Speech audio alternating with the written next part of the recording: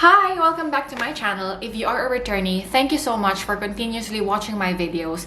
And if you are new here, welcome!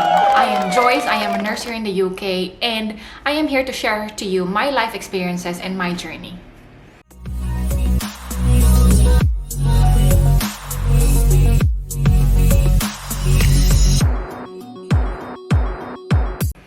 Today's video is going to be exciting. And it is, drumroll, how to start your fitness journey. I know you might say it's 2021, the world is in a very chaotic position. Why start now? In all fairness, I think we can all start our journey, fitness journey, anytime, as long as we have our GP or doctor's approval and we are medically fit to do so. We are at home most of the time, and especially for someone like me who doesn't have kids yet, I can allocate my time I used to spend outside to work out at home. But also, if you are looking after someone or, in a busy time at the moment, finding a little time for yourself will really be beneficial, especially if it is something that has got to do with improving your overall health. But what's really stopping you or me, or what's giving us the reason to keep on going back to square one? My answer to that question is knowing that I'm gonna be trying something I haven't done before, where I don't have any expertise, where I can make a complete fool out of myself.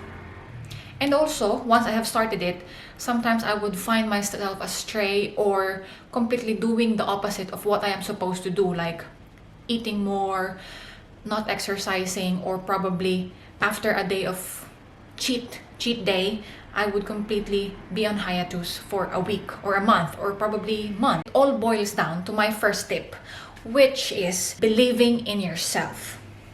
Talk yourself out of the negative mindset, and this time, start believing in your ability to stick to your goal. The next tip that I'm giving is important to be done right after the previous tips that I have given, and that is planning. If we don't plan, we won't know if we're successful with our goal or we are going the other way around. With this, for me, I have written all my parameters to say I'm successful and I'm on the right track.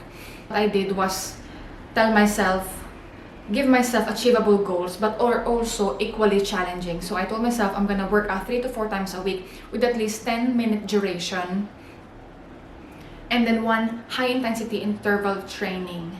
Then I said I will be choosing healthier options for my grocery. And then when I was able to tick all those, I leveled up my game and gave myself a more challenging goal, 4 to 5 times a week with weight training on 3 of those, and the 2 others will be a cardio or a high intensity training. And that goes along well with the EPIC program, so I'm really lucky.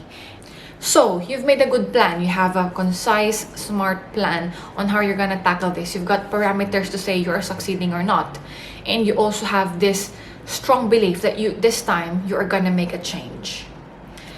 But then, when it comes to the exercise day, it's still difficult to leave the bed, it's still difficult to tie your shoelaces, and it's just tiring.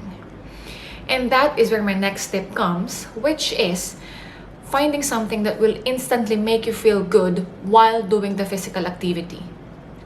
It could be anything. It could be a nice playlist, or making sure that you attend a class with your favorite instructor, or with me, in my case, it's just finding the right workout clothes which I look good in and where I would feel more comfortable and confident with.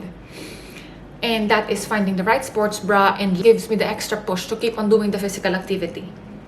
And when you are really used to doing the physical activity and you made a habit out of it, that is when the gratification won't matter much. But until we have built that habit, continue exploiting and finding that instant gratification that will give you the extra push. I just finished Carolyn Gervan's Day 15 of EPIC 2 program.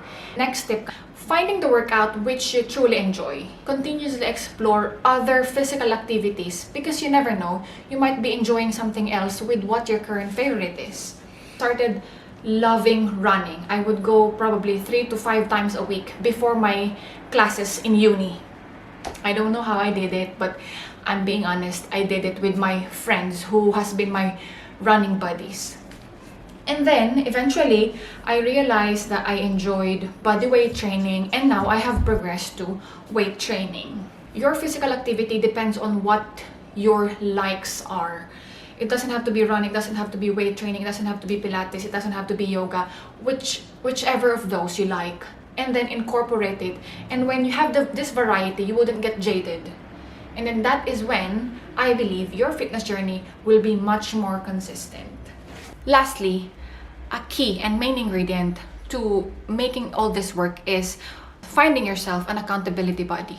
I have read here in New York Times an article by Tara Parker Pope. She discussed the book Better Than Before, written by Gretchen Rubin.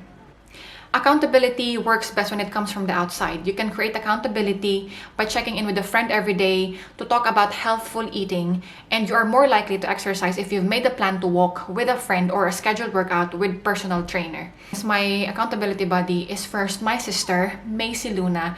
She has really made a big impact on my journey, and actually it's her who helped me even start with my journey. And second is my boyfriend, Warner, who always pushes me to do it, because he knows that when I don't work out, I would always be in a bad mood saying, oh, this is me again. And then he would just tell me, do it. So yeah, it's important to have an accountability buddy. And another one that I like about this article, which was mentioned, is that we do better when someone's watching. And it's true. It's like we are putting this extra effort. I don't call it lying, but I just think it's a good trick that we can use on ourselves to achieve our goals. So to my accountability buddies, Ate May and Warner, thank you so much. You have really been a great help to my journey. So there it is. Those are my tips for starting your fitness journey in 2021. And also, when I find myself, losing the motivation, I would look back in this video and I will be able to remind myself that I have done it and I can do it again. Thank you so much, guys, for watching the video. I really, really appreciate it. And I do hope that I was able to encourage you to start your fitness journey. And I think that those things that I have mentioned are applicable to anything that you want to start now. And I would also love to know what has worked for you and what didn't. Please comment that below. And please don't forget to like, share, and subscribe. See ya! Bye!